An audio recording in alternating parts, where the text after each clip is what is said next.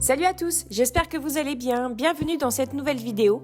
Aujourd'hui, c'est une vidéo un petit peu plus calme que je vous propose avec quelques récoltes de mon jardin et 2 recettes que j'ai fait avec celle-ci.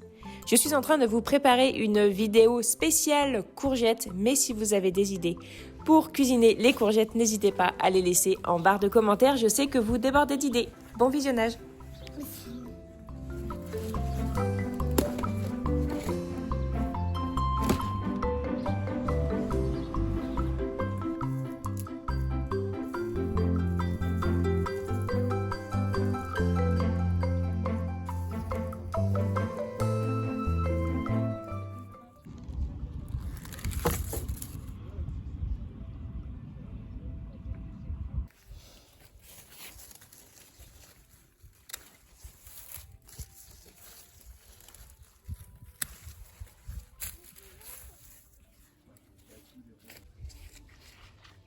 Moi aussi, je veux t'aider, maman. Oui.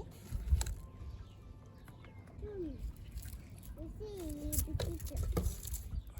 Maman, il est petit. Ouais.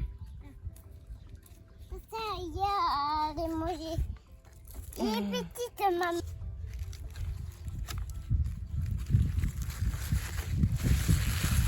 Celle-là, tu mets ça. Merci mon cœur. Ah bah oui, les oignons. Alors, ça c'est quoi déjà? Ça, c'est petits oignons. Oignon, oui. Et ça? Ça concombre. Concombre. Et ça, qu'est-ce que c'est? Ça, la salade. Ça ressemble. Ce sont des blettes. Du blé. Des blettes, oui.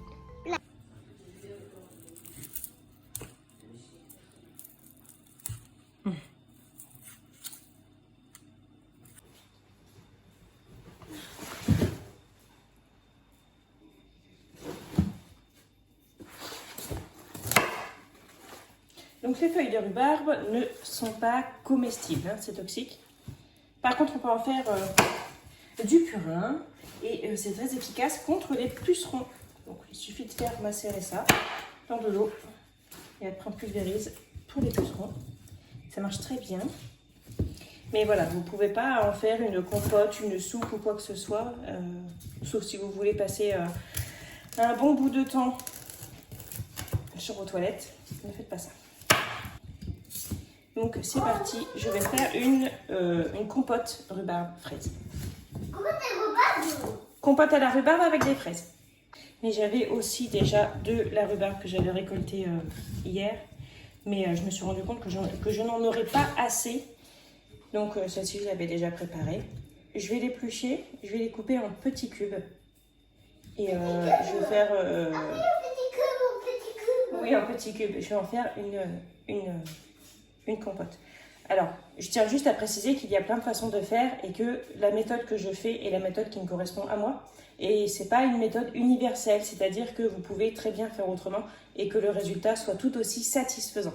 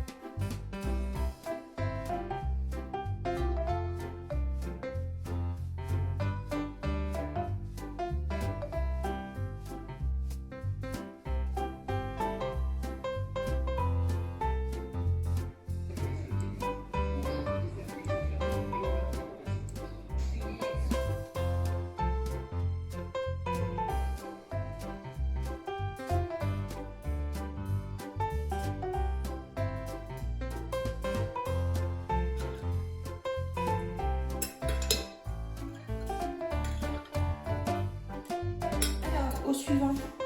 Courgettes. J'ai des énormes courgettes qui viennent de mon jardin. Elles sont énormes, c'est parce que comme on est parti en vacances, elles ont beaucoup grossi. Sinon, je ne laisse jamais pousser des courgettes aussi grosses. J'aime autant quand elles sont petites.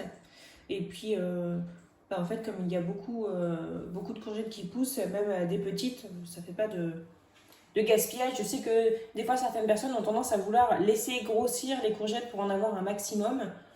Mais j'aime autant avoir les petites, même pour les farcir et tout. Donc là, je vais éplucher les courgettes. Je vais retirer les grains qui sont à l'intérieur, les graines qui sont à l'intérieur. Et je vais les couper en cubes et je vais en faire des courgettes à la provençale que je vais cuisiner et que je vais mettre au congèle.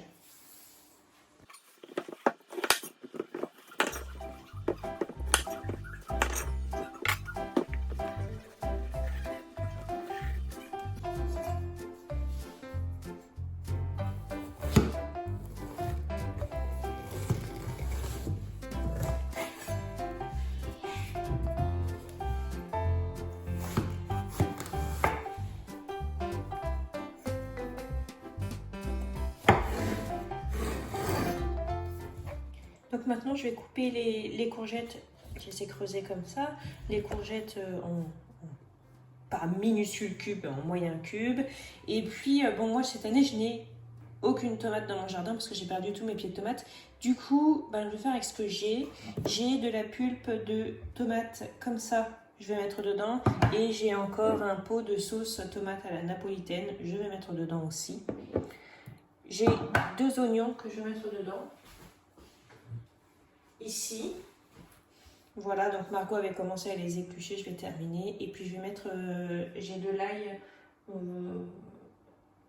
en poudre, c'est ce que je vais mettre dedans.